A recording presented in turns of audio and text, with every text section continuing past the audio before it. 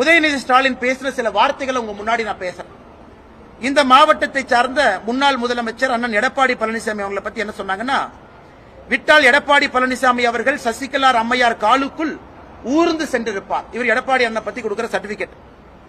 எடப்பாடி பழனிசாமி மோடியை பார்த்தால் படுத்து விடுவார், அமித்ஷாவை பார்த்தால் படித்திடுவார், சசிகலா அம்மாவை பார்த்தால் முட்டி போடுவார்.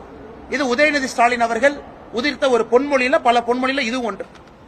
2016 உதயநிதி ஸ்டாலின் அவர்கள் போட்ட ஒரு ட்வீட்டை காட்டுறேன். இதுல பாருங்க, மதிப்புக்கு மீறிய புரட்சி தலைவி அம்மையார் ஜெயலலிதா அவர்கள் இருக்கிறாங்க. அது பக்கத்தில் ஒரு சினிமா நடிகை இருக்கிறாங்க. அதை தன்னுடைய முகநூல் பதிவுல 2016 போட்டு மக்கள் நேசிக்கக்கூடிய புரட்சி தலைவியை கொச்சைப்படுத்தினார். அன்புமணி ராமதாஸ் ஐயா ஓபிஎஸ் அவர்களுடைய டயர் நக்கின்னு சொன்னார். இதெல்லாம் அவர் சொன்ன பொன்மொழிகள்ல சில. இனிமேல் பாரத பிரதமர் நரேந்திர மோடி அவர்களை 29 பைசா மோடின்னு சொல்லுவேன்.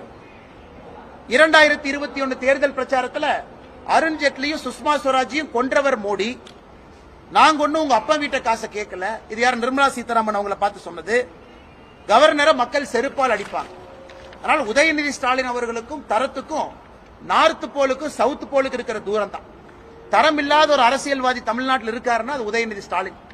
தாத்தா பேரை அப்பா பேரை வச்சு ஓட்டிக்கிட்டு இருக்காங்க. நாங்கள் கேட்பது அடிப்படையில் ஆதாரத்தோடு கேள்வி கேட்கிறோம். நீங்கள் பள்ளி நடத்துறீங்க, தனியார் பள்ளியிலே படிக்கக்கூடிய குழந்தை செல்வங்கள் எண்ணிக்கை அதிகமாகுது. அப்படி இருக்கும் பொழுது அரசு பள்ளியில மட்டும் நீங்க கட்டாயப்படுத்தி இருமொழி தான் படிக்கணும் ஏன் சொல்றீங்க? நீங்க சிபிஎஸ்இ ஸ்கூலுக்கு பர்மிஷன் நீங்க கொடுக்கறீங்க. 200 ஸ்கூலுக்கு கீழ இருந்து 2010 ஸ்கூல் எப்படி ஆச்சு? நீங்க state board matriculation English medium ஸ்கூலுக்கு பர்மிஷன் கொடுக்கறீங்க. அங்கெல்லாம் 3 மொழிக்கு அனுமதி கொடுக்கும் பொழுது அரசு பள்ளி மாணவ செல்வங்கள் மட்டும் எதற்காக 2 மொழி படிக்கணும்? உதயநிதி ஸ்டாலின் சென்னை மேடையில் பொய் சொல்றார். மத்திய அரசு நாங்க பணம் கேட்டா 2190 கோடி ரூபாய் பணம் கொடுன்னு கேட்டா ஹிந்தியை திணிக்கிறாங்க. இது அரசியல் பிரமாணத்தின் மீது சத்தியம் செய்து, அரசியல் சட்டத்தின் மீது சத்தியம் செய்து பதவி பிரமாணம் எடுத்த உதயநிதி ஸ்டாலின் மேடையில் பொய் சொல்றாரு. மத்திய அரசு இந்தியை திணிக்கிறாங்க. அதனால்தான் உதயநிதி ஸ்டாலினுக்கு நேரடியாக சவால் வரும். நான் ஏற்கனவே நேத்தே சொன்ன கரூர்ல, தரம் இல்லாம பேசுனீங்கன்னா தரம் இல்லாம தான் உங்களுக்கு பதில் வரும். பிரதமருக்கு மரியாதை கொடுத்தால் அண்ணாமலையினுடைய வாயிலிருந்து மரியாதையான சொற்கள் வரும். பிரதமருக்கோ நிதித்துறை அமைச்சருக்கோ மரியாதை கொடுக்காம பேசுனீங்கன்னா உங்களைய உங்க பாணியில பேச எங்களுக்கும் தெரியும். நேத்து நாங்க ஆரம்பிச்சிருக்கிறது ட்ரெய்லர் தான். இது முதல் பாதி. இரண்டாவது, தமிழகத்தினுடைய முதலமைச்சர் நேத்து ஒரு இடத்துல கோலம் போடுறாங்க திருவள்ளூர்ல. அத முதலமைச்சர் அவர் ட்வீட் போடுறார். மக்கள் எல்லாம் பாருங்க கோலம் போடுறாங்க. அதன் பிறகு இன்னொரு தனியார் தொலைக்காட்சி அதை போய் படம் பிடிச்சு அங்க கேட்கிறாங்க, அன்னை கோலம் யாரு போட்டா? அன்னை கோலம் யாரு போட்டாங்கன்னே தெரியாது, திமுக காரன் வந்து போட்டான். அண்ணா இந்த மாதிரி கோலம் போட்டிருக்கீங்களா? நான் அந்த வார்த்தையை எழுதலீங்க, அவங்க தான் எழுதுனாங்க. அதனால பொய்யான ஒரு நெரேட்டிவை செட் பண்ணி ஆளும் கட்சியினுடைய ஊடகத்துக்கிட்ட சொல்லி அதை படம் பிடித்து அதை முதலமைச்சர் தன்னுடைய முகநூல் பதிவுல போடுறாருன்னா, முதலமைச்சர் அவர் இந்த விஷயத்தை பொறுத்த வரைக்கும் பொய்யை துணையாக கொண்டு அணுக வேண்டும் என்று நினைக்கின்றார். ஆனா அதை இன்னொரு தனியார் தொலைக்காட்சி அதை போய் உடைச்சு படம் பிடிச்சு உண்மை நிலையை மக்களுக்கு காட்டிட்டான். இன்னைக்கு உண்மையை சொல்ல வேண்டும் என்றால், தமிழகத்துல 3 மொழி கொள்கைக்கு 3வது மொழி கட்டாய ஹிந்தி இல்லாம ஏதாவது ஒரு இந்திய மொழியை படிங்கன்னு பிரதமர் சொன்னதற்கு சிறப்பான வரவேற்பு பட்டி தொட்டி எல்லாம் கிராமத்திலிருந்து நகரம் வரைக்கும் இருக்கு. ஆனால் வருகின்ற காலத்தில் நம்ம ஏற்கனவே சொல்லியிருக்கோம், மார்ச் 1ஆம் தேதியிலிருந்து பாரதிய ஜனதா கட்சி 90 நாட்கள் மக்களை சந்தித்து கையெழுத்து இயக்கம் நடத்தி அதை மாண்புமிகு ஜனாதிபதி அவங்ககிட்ட கொண்டு போறோம். அன்னைக்கு தெரியும் தமிழகத்தில் எத்தனை மக்களுக்கு விருப்ப பாடமாக 3வது மொழியில எந்த மொழி வேண்டும் என்பது நமக்கு தெரியும். இது ஆரம்பத்தில் உங்ககிட்ட பேச வேண்டிய விஷயங்கள்.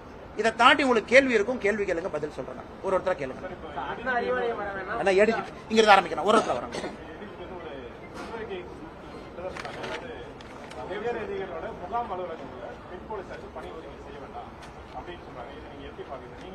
அண்ணா, ஏடிஜிபி தமிழ்நாட்டினுடைய சட்டம் ஒழுங்கு ஏடிஜிபி அவர் ஒரு வாரத்திற்கு முன்பு சுற்றறிக்கை கொடுத்தாரு.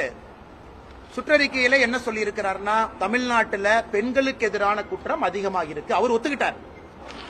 தமிழ்நாட்டினுடைய சட்டம் ஒழுங்கு ஏடிஜிபி பெண்களுக்கு எதிராக குழந்தைகளுக்கு எதிராக சட்டம் ஒழுங்கு சீர்கெட்டு விட்டதுங்கிற வார்த்தையை பயன்படுத்துறார். இரண்டாவது என்ன சொல்றாருன்னா, அதிகமான பெண் போலீசார் இன்னைக்கு அரசு பணி, குறிப்பாக போலீஸ் பணியில் இருக்கக்கூடிய வீட்டுல ஆர்டர்லியா வேலை பார்க்கறாங்க, முகாம் அலுவலகத்துல வேலை பார்க்கறாங்க. அவங்க எல்லாத்தையும் உடனடியா போலீஸ் ஸ்டேஷனுக்கு அனுப்புங்கிறாங்க. அதுக்கு இத்தனை நாள் ஆச்சுங்களா? 3 வருஷம் ஆச்சா? 3.5 வருடம் ஆச்சா? வேறு வேறு இடத்திலே பணி செய்யக்கூடிய நம்முடைய காவல்துறையில் இருக்கக்கூடிய சகோதரிகள்லாம் திருப்பி போலீஸ் ஸ்டேஷனுக்கு அனுப்புறோம்னு சொல்றதுக்கு 3.5 வருஷம் உங்களுக்கு ஆச்சு. அது மட்டும் இல்லாம இன்னொரு பக்கம் முதலமைச்சர் அவர்கள் தமிழ்நாட்டில் சட்டம் ஒழுங்கு நல்லா இருக்கு நல்லா இருக்கு நல்லா இருக்குங்கிறார். ஆனா இன்னொரு பக்கம் காவல்துறையினுடைய உயர் அதிகாரி சட்டம் ஒழுங்கு சீர்கெட்டு விட்டது, பெண்களுக்கு எதிராக குழந்தைகளுக்கு எதிராக குற்றங்கள் அதிகமா இருக்குன்னு இவர் சொல்றார். அதனால் ஏடிஜிபி லா அண்ட் ஆர்டர் கையில டேட்டா இருக்கு, முதலமைச்சர் அவர்கள் பொய் சொல்றாரு, தமிழ்நாட்டில் சட்டம் ஒழுங்கு கெட்டுவிட்டது என்பதை காவல்துறையே ஒத்துக்கிட்டாங்க. இனியாவது முதலமைச்சர் அவர்கள் கண்முழித்து சட்டப்படி தன்னுடைய கடமையை செய்ய வேண்டும் என்று கேட்டுக்கொள்கின்றோம்.